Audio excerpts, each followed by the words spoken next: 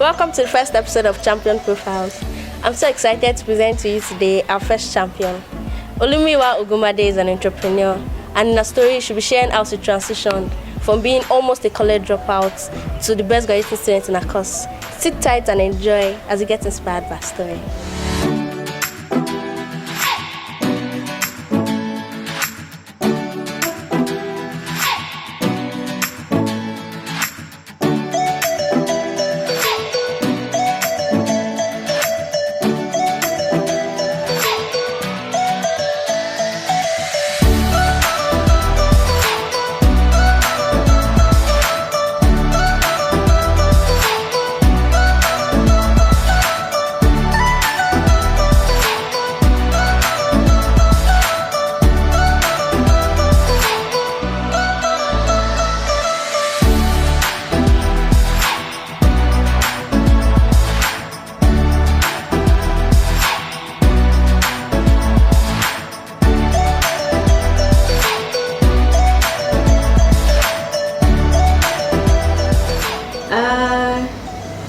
From my childhood till now,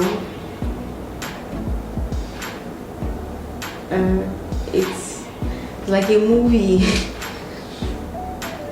But my childhood went by really fast and funny. I can't even remember a lot of details from my childhood. Secondary school was more interesting and I did well.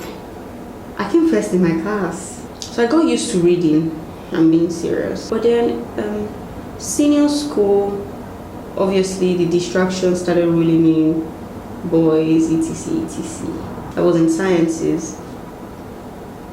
So I was doing okay. I wouldn't say it was as good as junior school, but it was good enough for me to become a prefect, whatever. Anyway, I was done with that and it was time to go to uni. So I picked Ife, Obafemi Awolowo University. I tried. I can't remember what I got in my JAMB. It was a ridiculous score. It was above 200, but it was ridiculous, maybe 213. And I wrote Ife's post-JAMB and failed. People were, or let me not say people, let me say my parents wanted me to do engineering, right? And chemical engineering to be specific. And I hated chemistry. I hated chemistry with my whole heart. Doing chemical engineering is like, no, I can't do it. But I didn't know how to convince my parents that I didn't want to do chemical engineering. So when I was filling my form, let's see, what did I feel? I think I might have filled chemical engineering. But then I filled post-JAMB and I couldn't get to Ife, but then I got into pre-degree. In 2010 was when I finished school and wrote the exam. I can't remember when in particular. I wrote the exam for the pre-degree and I was supposed to resume 2010, I think, but because of Ife's backward curriculum, we resumed 2011 January. We were supposed to take only 3 courses, I think physics, chemistry and maths every day. I mean, I was tired. But initially, what I really wanted to do was architecture. Very confusing stuff. And I don't know, I spoke to somebody that was an architect. He was a young architect, he had just graduated. And he was still hustling. Now he has blown and gave me advice. Told me that, I shouldn't study architecture. Architects don't make money anymore. I mean, I wanted to make money, and people don't use architects anymore. They just collect plans from their friends when they want to build their houses and they just use it. So I'm thinking, I can't do design. So I didn't have anything to tell my parents when they wanted me to do engineering because architecture would have been my other thought. So one day I just decided I'm not going to do this chemical engineering thing because for your pre-degree, your cutoff marks determine if you get your course or not, and I didn't even want to do it. So I'm like, okay. I checked the brochure then and I saw building tech. I'd never even heard of building tech until that time. And in my small mind, instead of me to do a research of what building tech was about, I'm like, okay, this looks like it's similar to architecture. So I didn't even inform anybody at home. I just changed my course to building. And I put my second choice as civil engineering. So at the end of the pre-degree session, I met the cutoff for both courses, but because building was my first choice over civil, they gave me building tech. Resumed in 2012 for beauty tech. First year was fair. I won't say I was serious. I mean, I hated school. Good. I hated school. I didn't want to. I went to class a few times. I think I went to class properly in my first year, better than my second year. You know, I was still staying on campus that time. Because apparently, after I did beauty tech, I came and met beauty tech was just no different. Beauty tech was like doing engineering and environmental sciences together, and it was so frustrating for me. Do you know I never used to check my results on my portal? I didn't even know what my CGPA was in my first year. Oh God. Hey, so I think I had like some D's and C's, maybe one A or B, maybe one A and one B, and then some D's and C's or so. I didn't have any F's until second semester. I think, I'm not even sure. I should have started, my failure started small. Because when I realized that I didn't put in so much effort in my first semester and I did okay, C's and D's, I'm like, I think I can survive this thing. Second year, I was out of campus, so my class attendance reduced. We used to have our maths immediately after one of our departmental courses, and all these engineering people, they would have gone there before us because they were free before that class. And they will sit on all the seats, and we'll come for the class and there will be no seats. People are sitting on the floor, people are at the back. When I stay in the class for like 5 minutes, I just pack my things and take it back to my room and go and sleep. And that's how I stopped attending that class. And that's how my maths failure started. That semester I had 2 maths courses. I think it was 5 units and 2 units, 7 units in all. I had F in both, nice F in chemistry also, and I think a D in physics. By then you know that my CGPA would be crying. I was on a 3rd class. They went on strike a few times. It was 2013 already, and I'm still getting 3rd class. And I'm thinking that, and the way the building tech was in Ife, when you carry over a course, you only have very limited space to do your extra courses when you fail. So I already knew that I already had an extra year because there's no space for me to do my carryover courses. I have to do them in an extra year, and this was just 2nd year. And I'm now thinking, by the time I stay here till 5th year, I might have like 2 extra years or 3 extra years. So I was trying to change my course. I couldn't change it because when you enter building tech, then I don't know if they still do that now. Though you have to sign an undertaking before you can do your registration that you are never going to leave the course. Somewhere around this whole confusion, because I was so confused and I was asking myself that this is how I'm going to just do my life, and I'm just at the beginning, knowing that nothing might actually come out of my life after this. I might just end up doing business and just wasted my time in school. So at this point, I would say that this is where God had been planning for me, right? My confusion point. From 2011, I met someone. This is where I'll talk about mentorship. Mentors that can help you, basically, because it's not bad if you have mentors that you're following from afar. And not everybody has the privilege of having a mentor that can be with them step by step of the way, you know. But if you have that kind of opportunity, or if there's a potential for you to have that kind of opportunity, I would say that you take it and not waste it, because it goes a very long way. Or at least for me, it went a very long way in helping me shape the person that I now am today. So I stopped my talk in like 2013, but in 2010, 2011, I met somebody like that was always concerned about how I was doing, what I was learning, if I was learning anything over the holidays, if I was trying to improve myself, the steps I was trying to take. Oh, I even mentioned that all the while I was in school, I didn't tell my parents about my results. I just told them that, oh, it was okay. How was the semester? Oh, fine. Yeah, everything is fine. I'm doing good. They knew it wasn't a first class because it was the first class they would have done, but they probably just thought I was on a 2-1 or something. They didn't know I was in a 3rd class.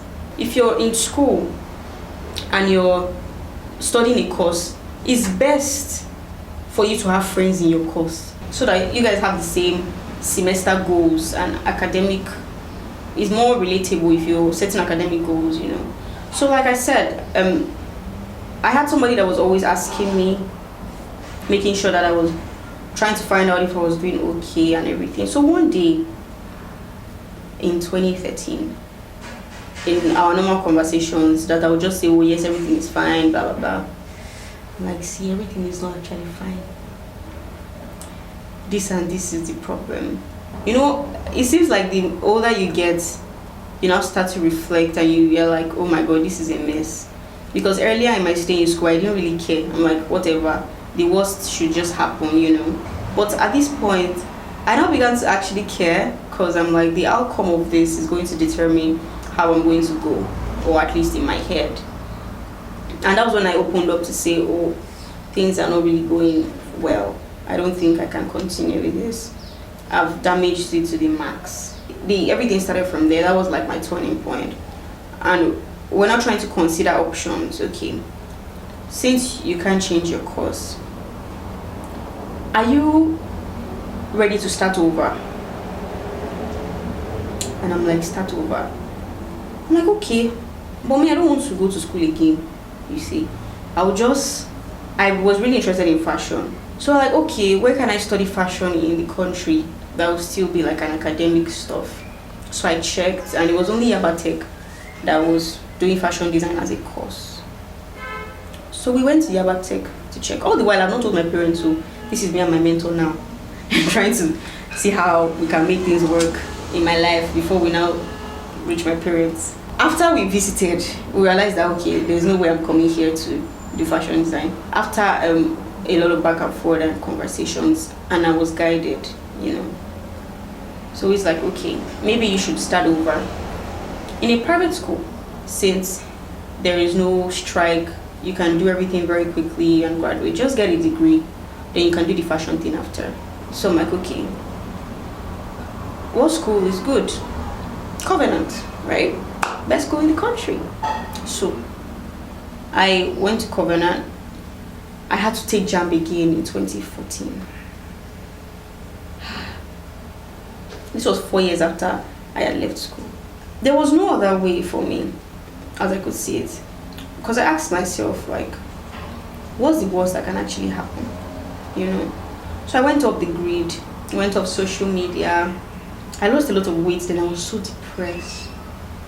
I couldn't even, I won't say I even read so much, because I was so, my mind, everything was so disconnected and disoriented, and I just wanted to just pass my JAMB so that at least I can get into Covenant. I think that was my worst and best year, because it was my worst year in sense of mental feeling, and it was my best year in the sense of I made the best decision of my life after salvation at that point. I got to school, picking a course was even another issue, because I'm like, okay, since I just want to do business, I can as well just study biz admin. So when I resumed for biz admin, I checked their courses, and I realized that I was trying to avoid accounting and maths as much as I could. I realized that biz admin had some maths that I didn't want to do, and they were doing accounting till like third year. I said, I'm not doing this one. So after like 1 week in biz admin, I realized that, oh, they have human resource management. So I moved to human resource management after like 1 week in school. I would say it was a very trying time, because every time I wake up in the morning, I'm thinking about how I'm so angry with myself. How did I get myself to this point? I just wasted 4 years of my life, and now I'm here with all these children. I'm here with all these children that I can't even have conversations with, because they're not even thinking the kind of things I'm thinking about, you know. So I found a few friends that I could talk to. It was after first year, and I was determined to pass, obviously. I wanted to have straight A's from 100 level to 400 level. So I was reading my books. You know, serious. I avoided boys. I I avoided everything. I went off social media for like 2 years. Fast forward. I did well in my first semester. I didn't get a 5 points. I had a B. I was crying when I saw my result. I was angry. I'm like, I put in effort. I read for this thing. Why am I getting a B? So I had straight A's aside from that B. So I had a 4.89. By second semester, straight A's. God helped me, I would say. God helped me. And I was accountable to my mentor. You know, I was talking about mentorship earlier. Accountability is very important because I was on a very strict regimen of life. I used to have weekly reports that I used to submit. So at the beginning of every week, I'm submitting a report, planning my day-to-day activities or what I'm going to do. And at the end of the week, I'm submitting a report to see if what I planned is matching what I did every week. I used to listen to a message every day. I used to listen to Pastor Sam Adeyemi, one message every day. I didn't listen to me every day, one message every day. I would pray, read my Bible, shake good way, read everything, you know. I didn't want to just end up mediocre, like nothing, just average like everybody else. Not everybody else, but like a lot of people. You know, you don't plan to be average. It's just a series of events and you just end up being average. You know, and I saw that was the pattern I was already taking, and I was very afraid. And my fear was not really a motivating factor in that sense, because my fear was crippling. It was a kind of fear that I couldn't get anything done because I was too afraid. But I had encouragement from my mentor, you know. In 200 level first semester, I think we had this course. We're doing statistics. I think it was CBS. And 200 level second semester was completely calculus. So you can imagine my fear when I saw the courses that we're doing, and I realized that I'm going to do calculus for the whole semester. And I'm coming from a fear that I avoided calculus and had F. And because I was bent on having straight A's, there was no way I was going to let calculus come and ruin my life for the second time. And this, I know that some of you there listening and be thinking that, oh, maybe I passed it in Covenant because it's a private school. No, that was not the case. I literally had to buy calculus for JAM, and I sat down with that textbook and taught myself this thing and read because I'm like, I have to get an A. I'm not even trying to get a B. I have to get an A in this course. I was able to get an A in calculus. Yay, I was happy. Anyway, that went on and on. I used to wonder how people that are great, you just see that they've all been friends for many years. You see that this person is saying, oh, this person has been my friend for the past 20 years, and you're wondering, how did that happen? How did that come about? I realized the importance of building strong friendships early with people that have vision, people that know what they are doing, people that have, obviously at the beginning, not everybody is sure where they are headed, you know. Everybody is confused at some point, and they are trying to go through the haze like a forest, and they are trying to decide, am I going this path or am I passing this path? But at least they have a sense of direction, and it's very important to have friends early that have a sense of direction. So I started sitting in front in class and in chapel. Somehow you will just realize that you're placing yourself in an environment where it's easy to make friends with those that you are very sure. Because if you're at the back, you're not sure who knows what you're doing or who doesn't know what you're doing. Some actually know what they're doing, they're just at the back. But when you're in front, you are 90% to 100 sure that everybody here is, they are quite level-headed, basically. So it's easier to make friends in that circle. So that was what I did. Though I didn't do it willingly, I tell you. But like I said, I took instruction and I was guided, and I didn't forsake guidance. It's good that you should receive guidance. And don't, your peers will think you're a scrap. I was a scrap. I don't know if people still use the word scrap. I was also following God. I faced God more squarely. I was avoiding things like class rep, floor rep, this rep, that rep. Not that they are bad, it's good though, because later on, After I had developed a very solid academic foundation in my first and second year, by my third year, I now took on those things with my whole heart. Funny, I was even, in fact, I think I got into leadership position in my service unit from my second year. But I didn't want to, in the sense that I made up my mind that I wasn't going to do any more this, in quotes, ceremony. I called it ceremony in my head. I remember that day, it was 100 level Omega semester that they told me. That morning, when I was praying, the Holy Spirit told me that I was going to be approached with a leadership position and I should not refuse. And I didn't even know what it was yet. So later that day or the next day was when they came to tell me that, okay, they wanted me to do this and this in the service unit. So I easily agreed because the Holy Spirit had already told me. So for my third year, I was in my association body as assistant general secretary, and I was assistant coordinator in my service unit. Then I started a business. My fashion thing came back, and then I started selling oil perfumes. I started selling oil perfumes in my third year alpha semester, and I started the clothing. So I started a blog. I now came out of my shell. My real self in my chest now came out. I did a lot of photo shoots. Photo shoot blue. Muy green. Oh my god. The girl can dress. Wow. Okay, fine. God is good. By my second year, my second semester in 300 level, I started selling hair. In addition to this, so I was selling hair. I was selling oil perfumes. I was running a fashion business, and I was an school in my service unit and in my association. 400 level, I became coordinator in my service unit. I did not want to be coordinator, let me know, like, from the beginning. Not that it was a privilege to serve, but if not for God, I would have run away completely. And then I was also vice president in my association, alongside still running the business and selling all those things.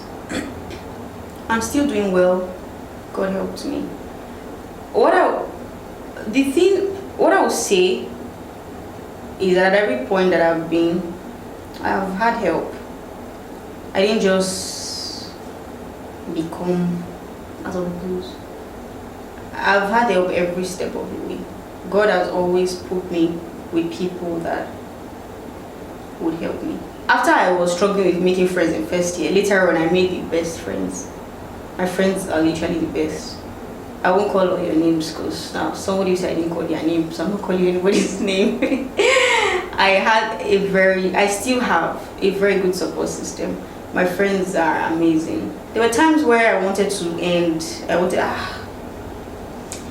And I'm like, I was just looking, I'm like, what is it? The pressure, because now when you start like that, people just expect that you continue like that, and it's a lot of pressure, knowing that you cannot fall anybody's hand. You have to just keep up with the same energy, same inspirational vibe, that you're giving out.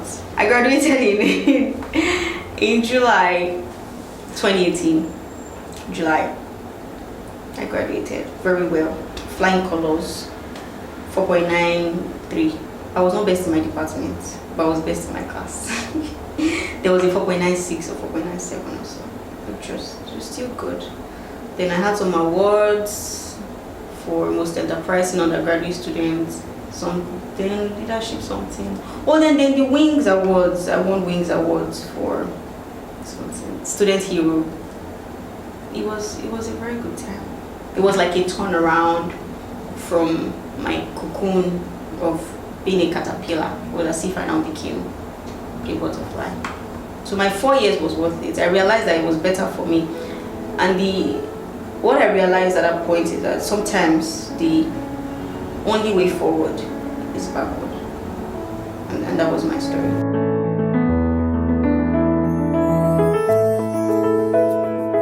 For balance, I would say that what I'm about to say now, a lot of people might argue with it, and not agree.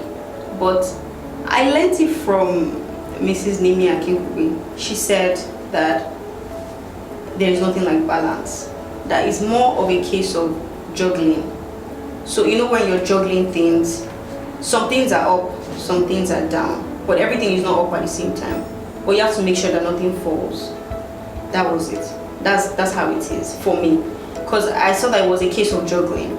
Some things, at some point I'm at the peak of focusing on something, at another time I'm at the peak of focusing on something else. But across everything, I would say that time management and discipline is of utmost importance, and accountability. I used to delegate some things because it's not everything that you have to do by yourself. There are some things that are core for you as a leader that, okay, you have to do this yourself. But if you realize that there are a few things that you can delegate to some good hands, then you can just delegate. For self-esteem, obviously when I left Ife and I had to start over, that was why I went on social media, because I was hiding from everybody. I couldn't start answering questions, seeing that my mates were moving ahead and all that. But, well, for different people, I don't know, different people have self-esteem issues based on different things. For me, it was caused by that situation, which was already being rectified by my now better grades.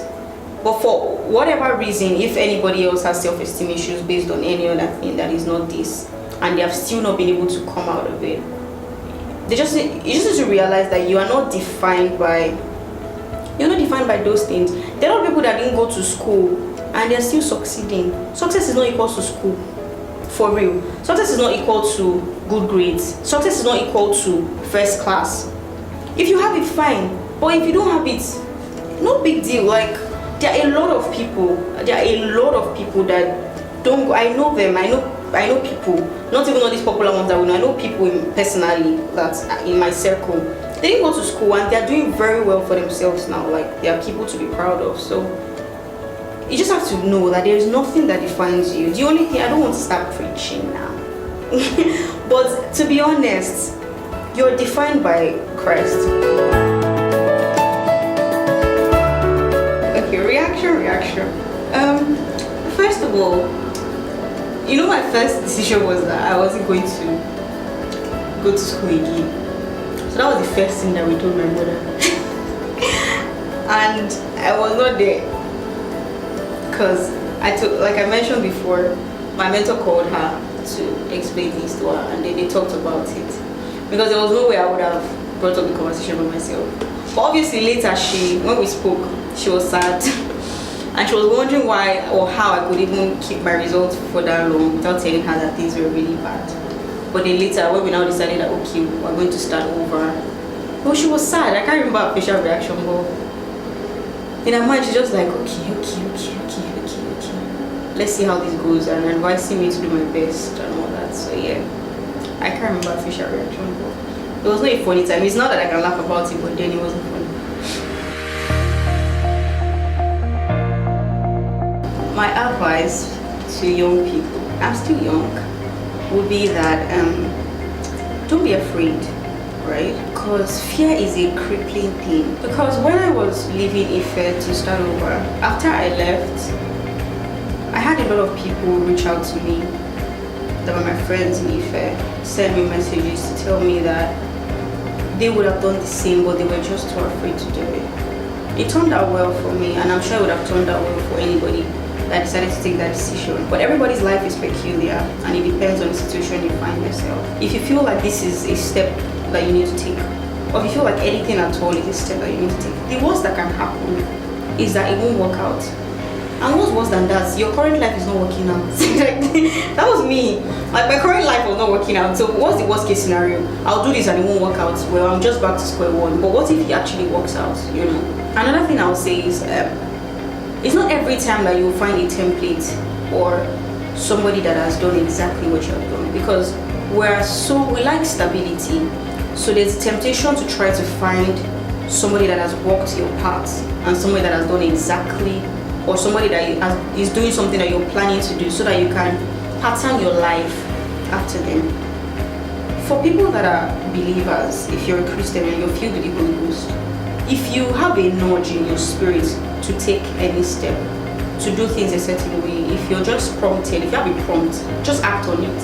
You might not, that was what there are a lot of things I would have done now that I have not done, because for a long time I was afraid and I kept looking for somebody, has anybody done this before? Has somebody taken this step before? I need to see an example. I need to be sure that this is going to work out, but it might not always be like that. If you have to be able to trust God, to know that God cares about you more than you care about yourself. So if it's prompting you to do anything, just go ahead and do it. Face your front. Don't get trapped. It's so important to face your front. If God gives you a vision, you write it down and you run with it blindly. By blindly, just focusing on what God has told you to do, and it will bring help your way for sure. There are a lot of advice, but I think this would do based on the things that I've experienced. Thank you. Wow! I hope you're inspired by Olumuyiwa's story. Thank you for watching. You can check out our website at www.champrofiles.com.ng and our social media platforms for more stories. Till next time, be inspired.